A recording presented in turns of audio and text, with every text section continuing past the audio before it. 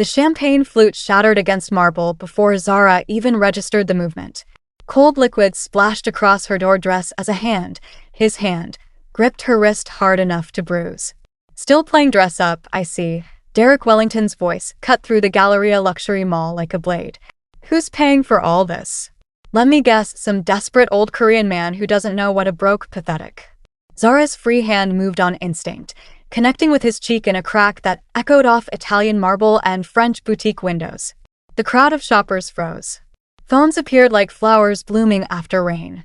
You don't get to touch me anymore, she said, her voice steady despite the tremor in her hands. Not ever again. Derek's face twisted into something ugly familiar. The same expression he'd worn 3 years ago when he'd left her bleeding and homeless. Bitch, do you know who I am now? I'm VP at Wellington Consulting. I have connections in this city. One call in. And what? The voice came from behind them, cold as winter in Seoul. Deep. Accented. Deadly. Zara's heart jumped before settling into its familiar rhythm. She knew that voice the way she knew her own heartbeat.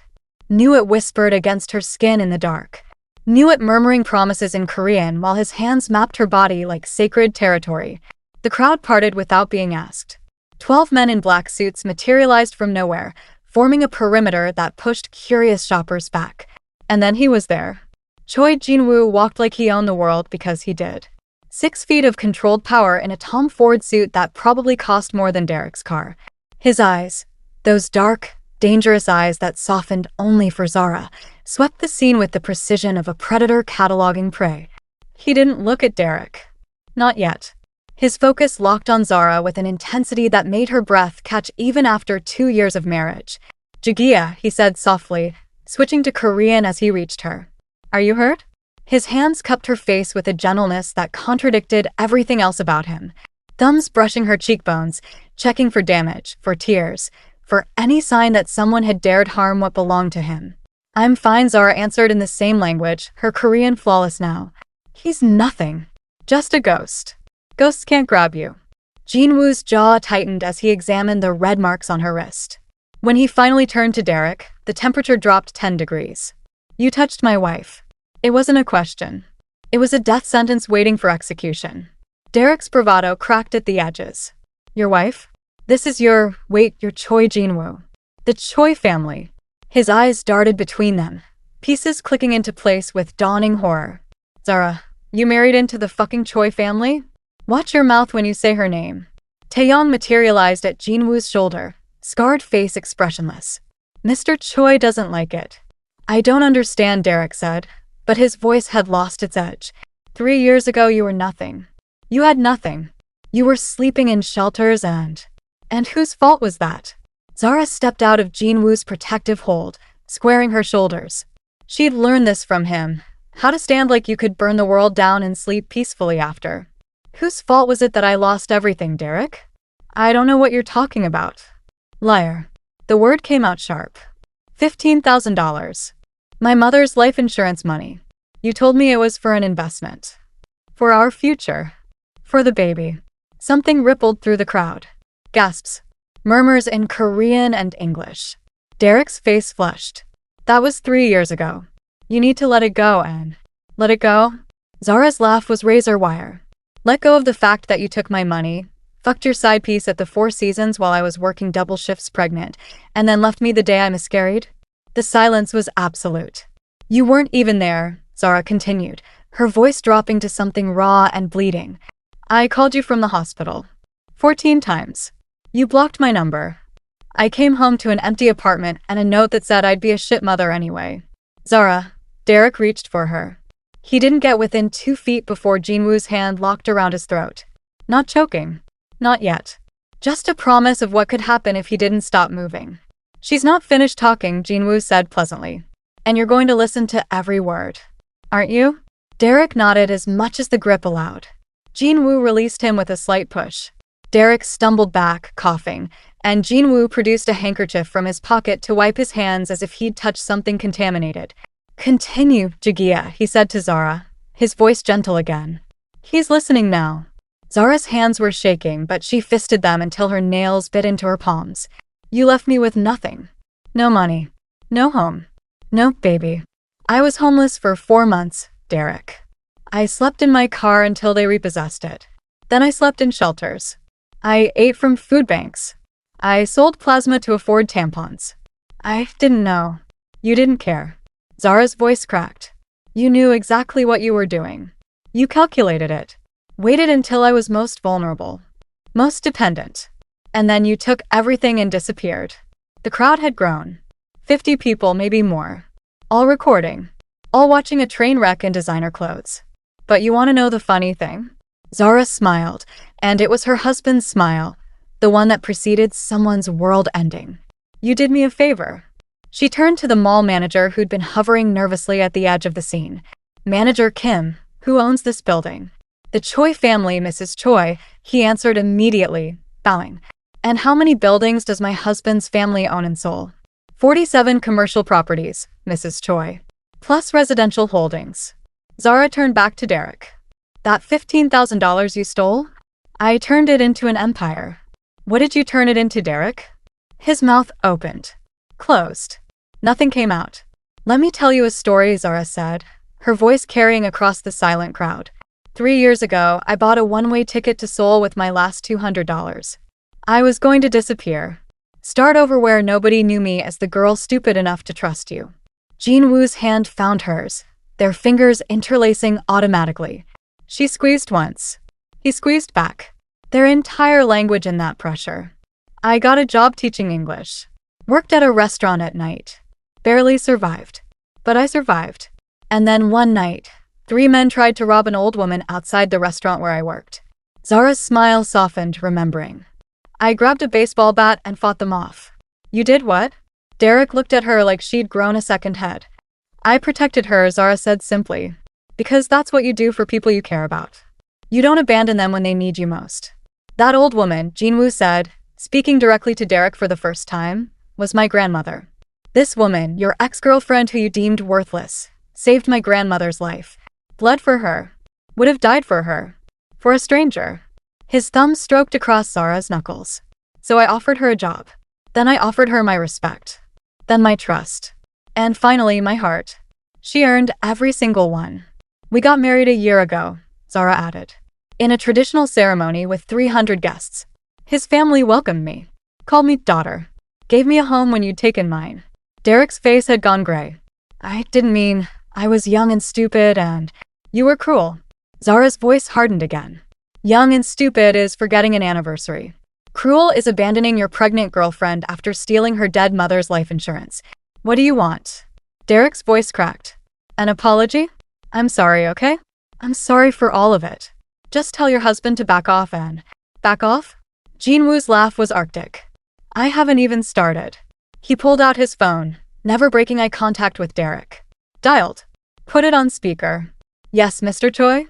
A voice answered immediately. That investment portfolio we discussed. Wellington Consulting. Move forward with the acquisition.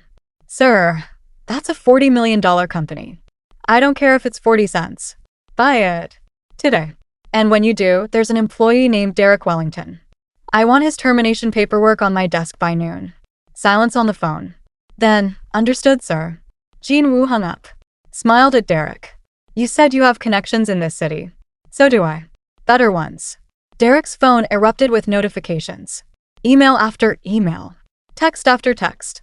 His face went from gray to green as he scrolled. My boss is calling, he whispered. The CEO is calling. What did you? I'm buying your company, Jinwoo said casually. Wellington Consulting will be under Choi Industries by end of business today. And you'll be unemployed. Along with anyone who knew what you did to my wife and said nothing. You can't do that. I just did. Jinwoo checked his watch, Patek Philippe vintage. Worth more than Derek would make in 5 years. You have approximately 4 hours before your visa is revoked. I suggest you pack quickly. This is insane. You can't just… I own half of Gangnam. Jinwoo's voice dropped to something deadly quiet. I have 3 members of parliament in my pocket. The chief of police owes my family more favors than you have brain cells. There is nothing in the city I cannot do. He stepped closer to Derek, and despite being roughly the same height, Jinwoo seemed to tower over him. You made my wife homeless. Alone. Terrified. So I'm going to make you understand what that feels like. Every door in Seoul will close to you. Every opportunity will vanish. You'll be a ghost in a city that doesn't want you. Please, Derek said, and the begging in his voice was almost satisfying. Almost. I'll leave right now. I'll never contact her again. Just don't destroy my life. Zara laughed. Actually laughed. Now you know how I felt. Jinwoo turned to Zara, his expression shifting from predator to devoted husband in a heartbeat. What do you want, Jagia? Say the word and he disappears. Completely. No one will find him. The threat wasn't empty. Zara knew that. Had known it since the night 6 months into their relationship when she'd asked him what he really did, what his family really controlled. He'd told her the truth, all of it, and waited for her to run. Instead, she'd kissed him and said, I've already survived the worst thing that could happen to me. Nothing you do could scare me more than being helpless did. Now she looked at Derek, really looked at him, and felt nothing but a distant echo of pain, like pressing on a bruise that had faded to yellow-green. I want him to understand something first, she said. Jinwoo nodded and stepped back, giving her the floor. His security detail formed a loose circle, keeping the crowd back but letting them watch, letting them record. This would be on social media within minutes. Zara didn't care. Do you remember what you said to me? She asked Derek. In that note you left? He wouldn't meet her eyes. You said I was dead weight. That I'd hold you back from success. That losing the baby was probably for the best, because I'd be a terrible mother. Each word was a stone she'd carried for 3 years. Dropping them now felt like shedding chains. Do you still believe that? No, Derek whispered. I was angry and scared and instead of being a man about it, you destroyed me. Zara's voice didn't rise. Didn't need to. The crowd was silent enough to hear a pin drop. But here's what you couldn't know, Derek. Destroying me was the best thing you ever did for me. His head jerked up, confusion in his eyes. Because I learned something fundamental about myself in those months I was homeless. Zara smiled, and it was genuine. I learned I didn't need anyone to save me. I could save myself. Every single day I survived on those streets, I got stronger, more sure, more absolutely certain of my worth. She gestured to the luxury around them, the boutiques, the marble, the crystal chandeliers. This isn't my empire because I married rich. This is my empire because I learned to value myself. And when Jinwoo met me, he didn't see a victim who needed rescuing. He saw a woman who fought 3 men with a baseball bat to protect his grandmother. A woman with nothing who still had everything that mattered. Jinwoo's eyes were soft on her, proud and loving in equal measure. His hand found the small of her back, an anchor, a reminder that she wasn't alone in this. So thank you, Zara said to Derek, and meant it. Thank you for showing me exactly what I deserve. Because it sure as hell wasn't you. The crowd erupted. Applause. Cheers. Someone shouted something in Korean that made Jinwoo's mouth twitch toward a smile. Derek looked around wildly, realizing he'd become the villain in a story that thousands would share. This is bullshit. You're all recording this? I could sue for what? Taeyong's voice cut through the noise. Defamation? Everything she said is true. We have the hospital records, the bank statements, the police report she filed when you cleaned out the apartment. Police report? Derek's face went white. What police report? The one documenting theft and abandonment, Jinwoo said pleasantly. Which I'm considering reopening. 3-year statute of limitations in Georgia, isn't it? For felony theft over $10,000? You're bluffing. Am I? Jinwoo's smile was all teeth. Would you like to find out? Zara watched Derek realize he'd walked into a trap with no exit. Part of her, the part that had cried for weeks after losing the baby, wanted to watch Jinwoo destroy him completely. Wanted to see him broken and afraid and utterly without hope. But that part was getting smaller every day. Shrinking every time Jinwoo kissed her forehead in the morning. Every time his grandmother taught her a new Korean recipe. Every time she looked around their penthouse and remembered sleeping in her car. Revenge would feel good for a moment. But it wouldn't undo the past. Wouldn't bring back the baby. Wouldn't erase the trauma. Let him go, she said quietly. Jinwoo's head turned sharply. What? Let him go, she repeated louder. To Derek, you can leave Korea. Today. Jinwoo will lift whatever orders he's put in place. Your visa won't be revoked. Hope flickered in Derek's eyes. Really? But first. Zara opened her Bottega Veneta handbag, a birthday gift from Jinwoo's grandmother, and pulled out her checkbook. Luxury paper, custom printed. Hannah Bank. Premium account. She wrote quickly. Tore the check free. Held it out. 20 million won, she said. That's 15,000 US dollars. The exact amount you stole from me, add just for inflation. Derek stared at the check like it might bite him. Take it, Zara said. Your debt to me is paid. In full. You can never say I owe you anything. Never say I needed you. Never claim any credit for who I became. He took the check with shaking hands. Looked at it. Then looked at her. Why? Because I need you to understand something. Zara pulled out her phone, opened her banking app, turned the screen to show him. See that number? Derek's eyes went wide. 67 billion won. That's $50 million. That's my personal account, Zara said. Not my husband's. Mine. I run a foundation that helps women recover from financial abuse. Last year, we recovered over $2 million in stolen assets. We've helped 300 women rebuild their lives. She watched the number sink in. Watched him realize that the broke, desperate girl he'd abandoned was now wealthier than he'd ever be. That 15,000 you stole? I turned it into this. She gestured to everything. The clothes, the confidence, the man who loved her enough to buy companies just to fire her ex. What did you turn it into, Derek? An apartment you can't afford? A job you're about to lose? A reputation that's being destroyed on social media as we speak? Manager Kim approached nervously, holding out a tablet. Mrs. Choi, you're trending on Korean Twitter. The hashtag is Phoenix Queen. Zara didn't look at the tablet. Didn't break eye contact with Derek. You thought destroying me would free you to be successful. Instead, it freed me to become unstoppable. So yeah, take the money. Leave Korea. Go home and rebuild your life. Because that's more mercy than you showed me. And if he ever contacts you again, Jinwoo's voice was silk over steel. If he calls, texts, emails, sends a carrier pigeon, anything, then mercy ends. Clear? Crystal, Derek whispered. Good. Jinwoo snapped his fingers. 2 security guards materialized. Escort Mr. Wellington to Incheon Airport. Make sure he makes his flight. Refund him whatever his ticket cost. First class. I don't want him claiming we trapped him here. Sir. They moved to flank Derek. Wait, Derek said. He looked at Zara one last time. I really am sorry. For all of it. I know that doesn't fix anything, but… You're right, Zara said. It doesn't. But I forgive you anyway. Not because you deserve it. Because I deserve peace. They led him away. The crowd began to disperse. Still filming. Still whispering. Zara watched until Derek disappeared around a corner, then let out a breath she didn't know she'd been holding. Jinwoo's arms came around her from behind immediately. He buried his face in her neck, breathing her in like she was air and he'd been drowning. Are you sure about this? He murmured in Korean. I can still make him disappear. I know you can. Zara turned in his arms, hands sliding up his chest to link behind his neck. That's why I love you. Not because you'd destroy the world for me, though that's hot, but because you'd let me choose mercy instead. Mercy. He said it like a foreign word. I don't understand mercy. Only you. Then understand this. She pulled his head down, kissed him soft and deep, tasting the tension bleeding out of him. I choose us. I choose moving forward. I choose letting go of everything that doesn't serve the life we're building. When she pulled back, his eyes were dark with emotion. You're too good for this world. No, she corrected. I'm exactly as good as I need to be. You taught me that. He kissed her again slower. The kind of kiss that promised hours in their penthouse bedroom later. The kind that made her forget they were in public until someone cleared their throat.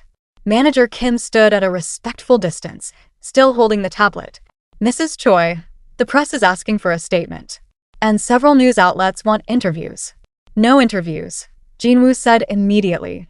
My wife's privacy. Actually, Zara squeezed his hand. One interview. But on my terms. She took the tablet, scrolled through the requests, stopped on one. Her. Park Min-young from Seoul Daily. She did that expose on workplace harassment last month. I want to talk to her. About? Jinwoo's eyes narrowed. About the foundation. About financial abuse. About how women can recognize the warning signs before they lose everything like I did. Zara handed back the tablet. Set it up for next week. In English and Korean. I want both audiences. Manager Kim bowed. Of course, Mrs. Choi. I'll coordinate with your office. When he left, Jinwoo tilted Zara's face up, searching her eyes. You really okay? I'm really okay, she confirmed. Seeing him just confirmed what I already knew. I don't love him. Don't hate him. He's just a chapter that's closed. And what chapter are we in now? Zara smiled. The happily ever after one. Obviously. His mouth curved. Though I should warn you, My version of happily ever after involves getting you home immediately and making sure you remember exactly who loves you now. Heat pooled in her belly. Your version sounds better than Disney's. Much better. He nipped her earlobe. No talking animals. Just you, me, and every surface in our penthouse. Jinwoo. But she was laughing. We're in public. Then we should leave. He grabbed her shopping bags with one hand, kept the other firmly around her waist. Unless you want to give the Korean internet more to talk about. They made it to his car, a black Genesis G90 with bulletproof windows and a driver who knew to raise the privacy partition without being asked. The moment they were moving, Jinwoo pulled her into his lap. His kiss was different now. Not the gentle comfort from before, but hungry. Claiming. His hands slid into her hair, tilting her head for better access. She opened for him immediately, tasting the coffee he'd had that morning and something uniquely him. I wanted to kill him, Jinwoo said against her mouth. The second I saw his hand on you, I wanted to put a bullet through his skull. I know. Zara bit his lower lip gently. But you didn't. Because I asked you not to. Because you asked. He groaned when her hands found the buttons of his shirt. You're the only person in this world who could stop me from anything. Good. She got 3 buttons open before he caught her wrists. Not in the car, he said, voice strained. I can't. I need to see you properly. All of you. In our bed where you're safe and mine, and I'm always yours. She kissed the pulse hammering in his throat. Car, bed, on top of your stupid expensive desk at the office. We did that last week. And we should do it again. She grinned against his skin. Your secretary definitely heard us. Mrs. Park is paid very well to forget things. His hands found her thighs, bunching her dress up inch by dangerous inch. And I'm about to give her something else to forget because if I don't touch you in the next 30 seconds. His phone rang. The specific ringtone that meant Taeyong an actual emergency. Fucking hell. Jinwoo answered without moving Zara from his lap. This better be life or death. Sir, we have a situation. Taeyong's voice was tense. Wellington didn't go to the airport. Jinwoo went very still. Explain. He gave our men the slip at a rest stop. Bathroom break. Went in, never came out. Found the window open. By the time we tracked him, he was in a taxi heading back to Gangnam. Where is he now? Jinwoo's voice dropped to something dangerous. We lost him in Itaewon. Multiple cameras down in that sector. Scheduled maintenance. Convenient timing. Find him. Jinwoo's free arm tightened around Zara. I want every man we have on this. Check hotels, hostels, anywhere an American might hide. And Taeyong? When you find him, bring him to the warehouse. I'll handle this personally. Yes, sir. He hung up. Looked at Zara with eyes that promised violence. I'm sorry. Don't apologize. She cupped his face, forcing him to focus on her instead of whatever bloody scenarios were playing in his head. We knew he was stupid. Just didn't know he was this stupid. He was supposed to leave. You gave him mercy. A second chance. And he threw it back in your face. Maybe he has a reason. Even as she said it, Zara felt uneasy. Maybe he forgot something at his hotel, or he's planning something. Jinwoo's jaw was granite. Men like him don't take humiliation well. You embarrassed him publicly. Destroyed his ego. He's going to try to hurt you back. Let him try. Zara's voice was steady despite the flutter of fear in her chest. I survived him once. I can do it again. You won't have to. Jinwoo kissed her forehead, her cheeks, her mouth. Soft kisses that contrasted with the murder in his eyes. I won't let him anywhere near you. I'll lock you in our penthouse with 12 guards if I have to. You will not. She pulled back, giving him her sternest look. I'm not hiding from him. I didn't hide 3 years ago when I had nothing. I'm sure as hell not hiding now when I have everything. Zara. No. She pressed a finger to his lips. You don't get to wrap me in bubble wrap because some asshole can't accept reality. I have the foundation opening tomorrow. Press interview scheduled. A meeting with the Minister of Women's Affairs about expanding our programs.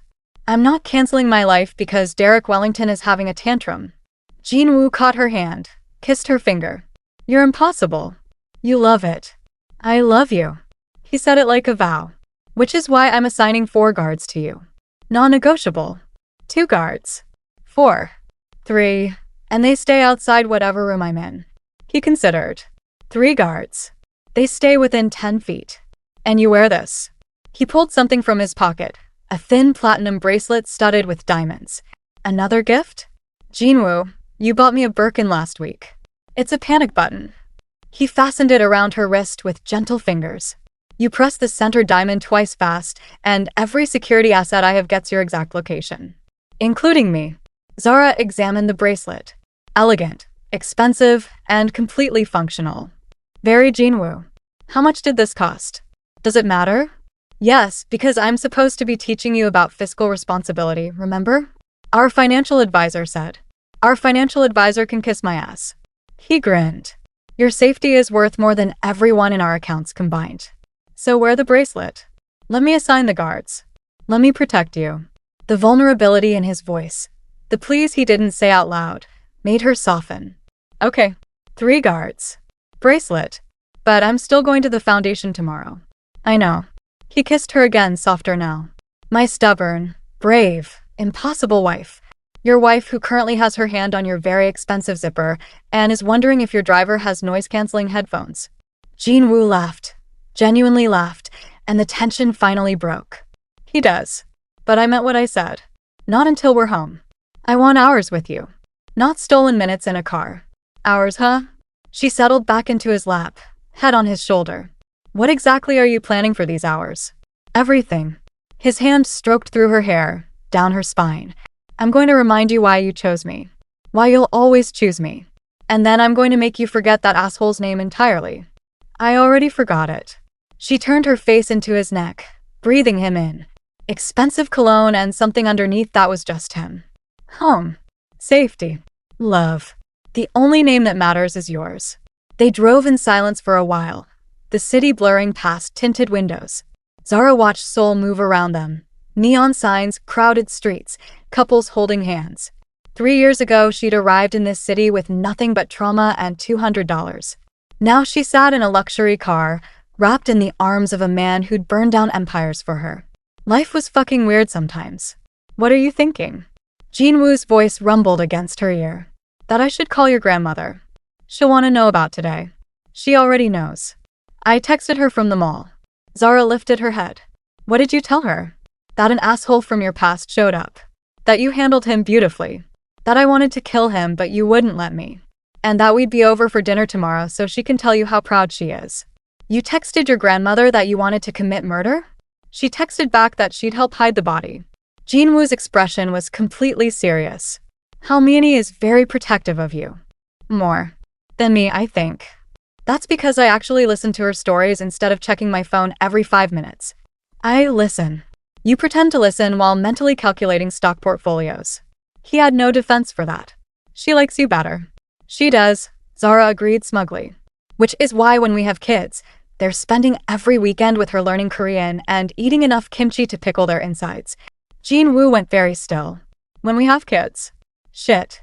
They'd talked about it in abstract terms, someday, maybe if you're ready, but never with that certainty. Never with when instead of if. I mean, Zara started. When, he repeated, pulling her fully into his lap so he could see her face. You said when. I did. Her heart was hammering. Is that okay? Is it okay? His laugh was slightly unhinged. Jagia, I've been ready since the day I met you. You're the one who needed time to heal. To trust. To believe that I wouldn't leave like he did. She finished this sentence he couldn't. I know. And I do trust you. Completely. So, yeah. When? Not now, she added quickly. The foundation is just getting established, and I want to expand to Busan next year. But maybe. He kissed her quiet. Deep and thorough and full of promise. When he pulled back, his eyes were wet. Maybe in a year? He said. 2. Let's say 2. She wiped the corner of his eye with her thumb. That gives us time to baby-proof the penthouse. Get the foundation stable. And practice. Practice. His smile was wicked now. I like the sound of that. We should practice a lot. Extensively. Starting tonight. Starting tonight, she agreed. The car pulled into their building's underground garage. Private entrance, security checkpoint, elevator that went directly to their penthouse. Jinwoo kept his arm around her waist as they rode up, both of them lost in their own thoughts. The elevator doors opened to their home. Minimalist luxury, traditional Korean art mixed with modern design. Floor-to-ceiling windows overlooking the Han River. It was beautiful and it was theirs and... Oh my god. Halmini's voice came from the living room. Finally. I've been waiting for an hour. Zara and Jinwoo exchanged panicked looks. Practice would have to wait. They found her on the white leather couch, knitting needles clacking, a knowing smile on her face. At 78, Halmione was still sharp as glass and twice as cutting when she wanted to be. Halmione, Jinwoo said carefully. What are you doing here? My grandson texts me that my girl was attacked by an ex-boyfriend. What am I supposed to do? Sit at home? She set down her knitting and opened her arms. Come here, Zara. Zara went immediately, folding into the hug. Halmione smelled like sesame oil and peppermint candies, familiar and comforting. Are you hurt? Halmione pulled back, examining her face, her wrists where Derek had grabbed. Her expression darkened at the bruises forming. Where is he? I'll kill him myself. You'll have to get in line, Jinwoo muttered. Sit. Halmione patted the couch. Tell me everything. So they did. Zara explained about the mall, the confrontation, the check. Jinwoo added details about buying Wellington Consulting and planning to destroy Derek's life before Zara stopped him. Halmione listened to everything in silence, her expression unreadable. When they finished, she sat back and nodded once. Good, she said simply. Good? Jinwoo looked confused. I thought you'd say she should have let me. Let you what? Kill him? Make him disappear? Halmione shook her head. No. Zara did the right thing. She showed mercy.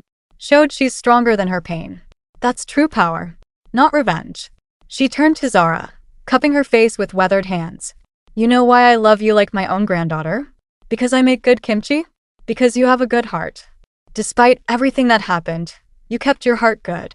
Halmione's eyes were fierce. That man tried to break you. He failed. You built yourself back up. Found love. Made a family. Started a foundation to help others. That's victory. Not destroying him. Tears pricked Zara's eyes. Thank you, Halmione. But, Halmione added, her voice hardening, if he comes near you again, I will personally use my good knife on him.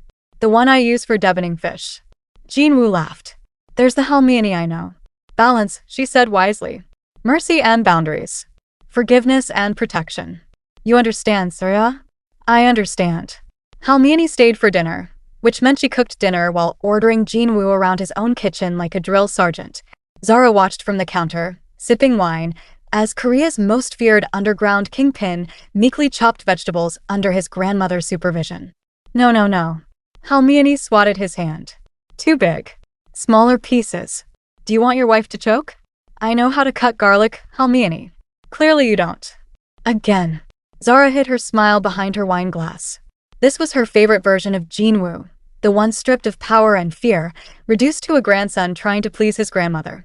Human and real in hers. Her phone buzzed. Text from Minji, her assistant. Mrs. Choi, the interview requests have tripled. Everyone wants to talk to you. What should I tell them? Zara typed back. Confirm Park Min-young from Seoul Daily. Decline the others for now. Let's control the narrative. Understood. Also, the Phoenix Rising Foundation board meeting is still on for tomorrow at 10 a.m. Will you need the presentation updated after today's events? No. Today doesn't change our mission. See you tomorrow. She set down the phone and found both Jinwoo and Halmione watching her. Work? Jinwoo asked. The foundation. Tomorrow's board meeting. She traced the rim of her wine glass. I'm proposing we expand our services to include legal advocacy. Partner with law firms to help women recover stolen assets through the courts. Good idea. Halmione nodded approvingly. Money is power. You help them get their money back, you help them get their power back. Exactly. Zara's mind was already racing ahead. We could create a network. Lawyers, financial advisors, counselors. One-stop support for women leaving financially abusive situations.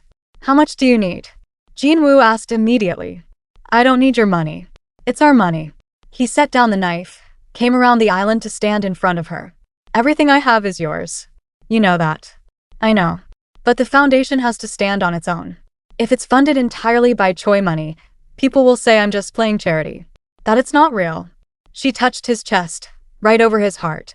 I need this to be mine. Built by me. Funded by donations and grants and the work we do. He understood. She could see it in his eyes, the respect, the pride. Then let me help another way. Connections. I know every major CEO in Seoul. One call and you'll have corporate sponsors. One call to who? Halmione interjected. Lee Jae-sung from Samsung? He still owes our family for that business in Busan. Exactly. Jinwoo grinned.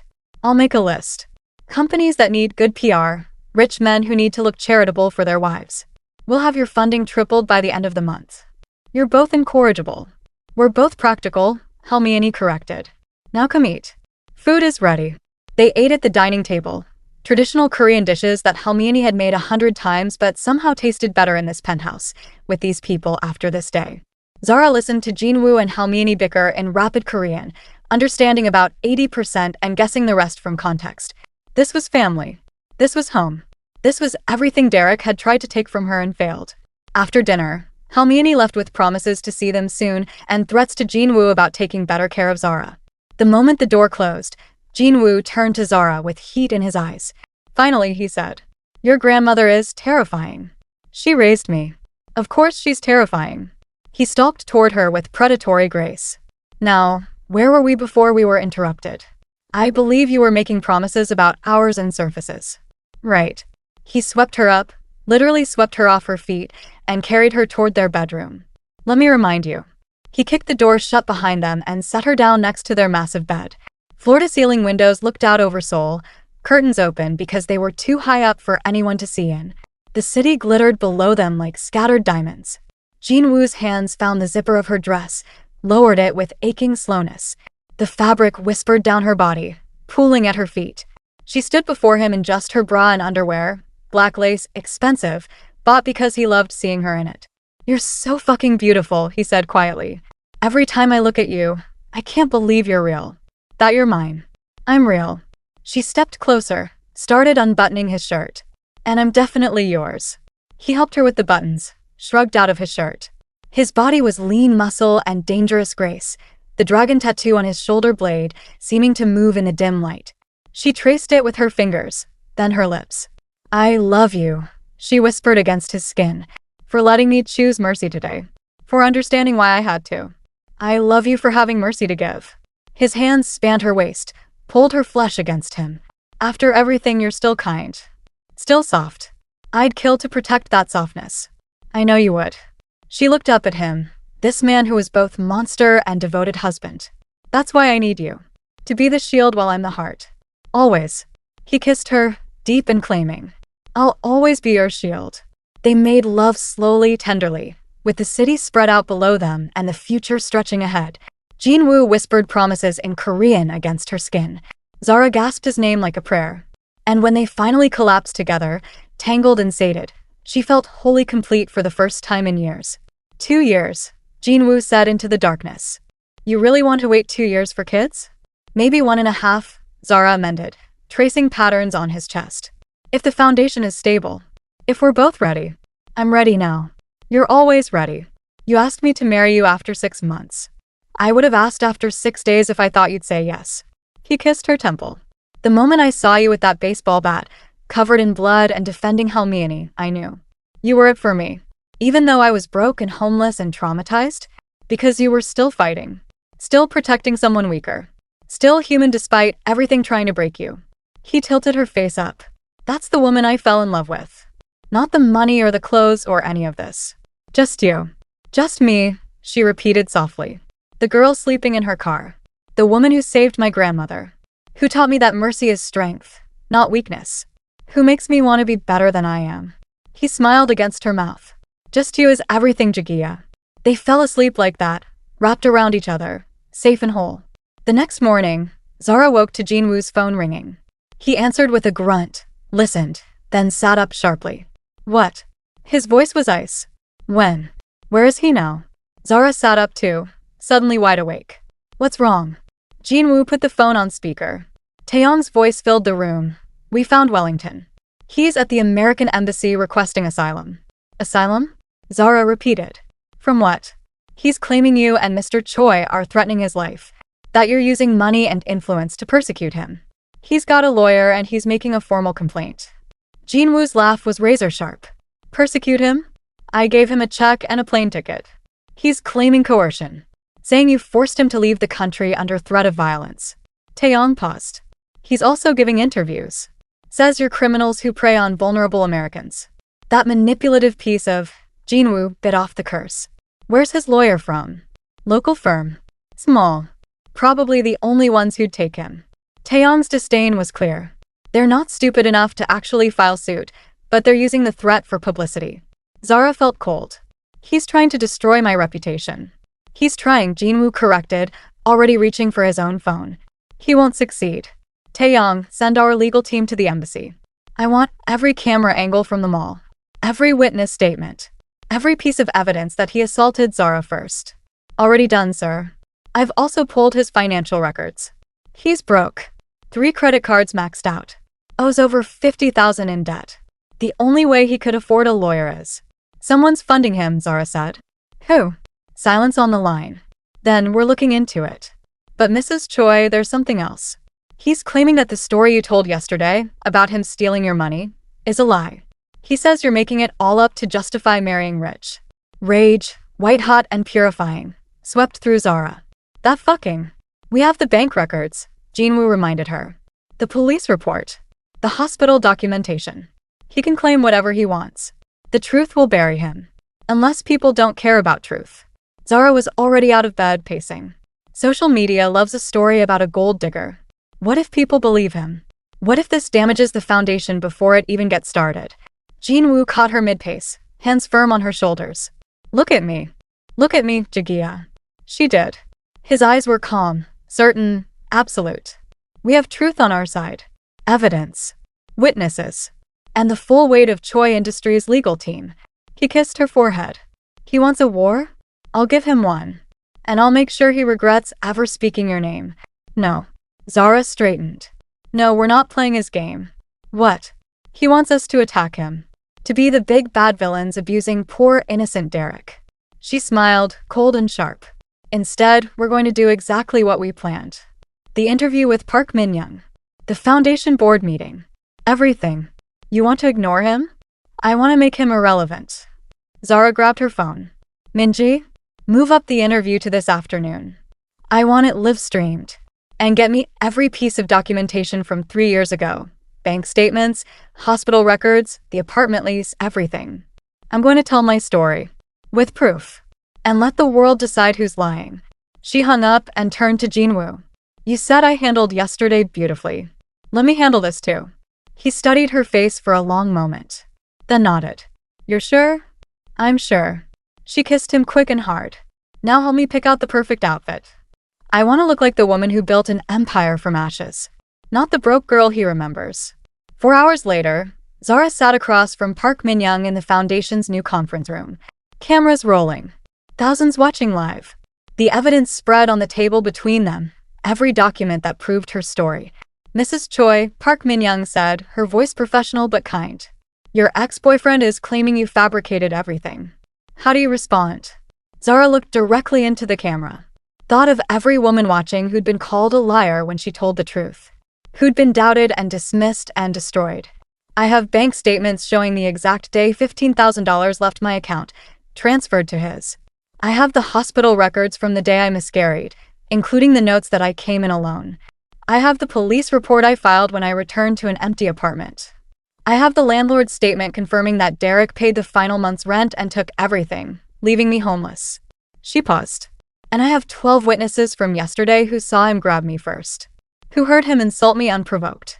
She pushed the documents across the table. I'm not asking anyone to believe me. I'm showing them the truth. Let them decide. The interview went viral within an hour. Hashtag Phoenix Queen trended worldwide. Support poured in from women sharing their own stories. And the foundation's donation page crashed from traffic. That evening, sitting in their penthouse with Jinwoo's arms around her and the city glowing below, Zara's phone rang. Unknown number. She almost declined, then something made her answer. Hello? It's me. Derek's voice was small. Broken. I'm sorry. For everything. The embassy, the lawyer, the lies. I'm dropping everything. Good. I wanted to hurt you the way you hurt me yesterday. But watching that interview, seeing the proof, realizing that thousands of people now know exactly what I did, his voice cracked. I'm the villain. I'm the one everyone will remember as the man who destroyed a good woman. Yes, Zara said simply. You are. I'm leaving Korea tonight. For real this time. And I'm going to get help. Therapy or whatever. Because I'm not this person. I don't want to be this person. Then don't be. Zara felt nothing. No satisfaction. No anger. Just tired. Goodbye, Derek. She hung up. Blocked the number. Deleted it. Jinwoo kissed her shoulder. It's over. It's over, she agreed. Now we can focus on what matters. The foundation. Us. Our future. Our future. He turned her to face him, eyes serious. What if we moved up the timeline? For kids? How moved up? 6 months instead of a year? He pressed his hand to her still flat stomach. I want this.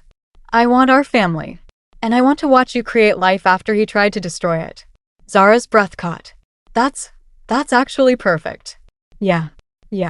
She kissed him deeply. Let's do it. Let's build everything, the foundation, our family, our empire. From ashes, he murmured. Into everything, she finished.